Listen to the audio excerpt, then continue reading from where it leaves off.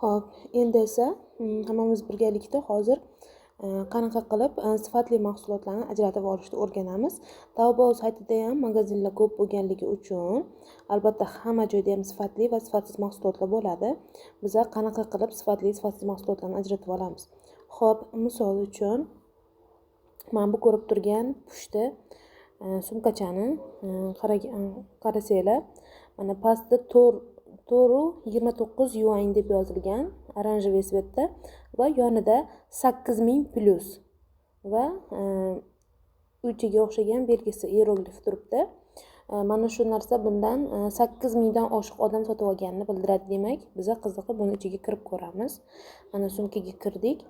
Sumkaning ichida mana yana ham aniqroq ma'lumotlar berilgan bo'ladi. Mana 429 dan 529 yuangacha, ya'ni 0.63 dollardan 78 gacha. Xo'p, demak bu sumkachaning narxi где-то 70 mingdan yo'q, adashdim, 7 mingdan uzog'i 10 minggacha narxda ekan.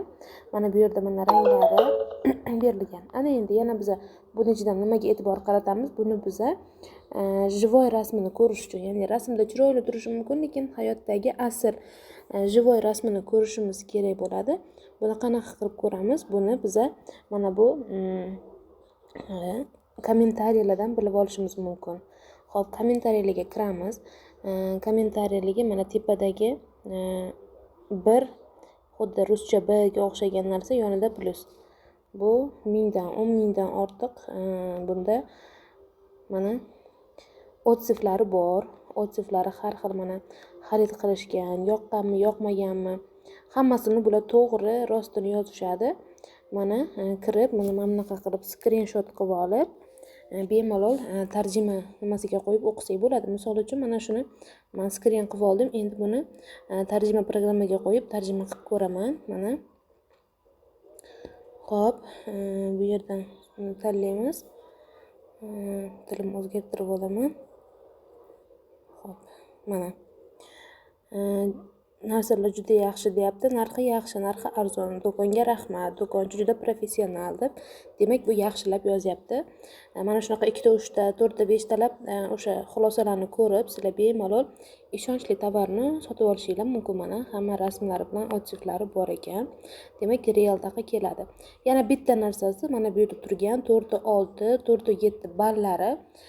Keyin bunga ball berishadi sotib olganlar, ularga qanchalik yoqqanligini ko'rsatib ball berishadi va sizlar mana shu yerda o'sha 4.7 balldan boshlangan 4.7 balli bor bo'lgan tovarlarni sotib olsanglar, imkon qadar xuddi rasmdagidek, mana shunaqa otsiflari ko'p bo'lgan va живой rasmlari bor bo'lgan, otsiflari ko'p bo'lgan, mana kommentariyalari ko'p bo'lgan va mana bu yerdagi balli 4.7 balldan past bo'lmasa, demak u haqiqatan ham xuddi rasmdagidek sifatli va yaxshi mahsulot bo'ladi.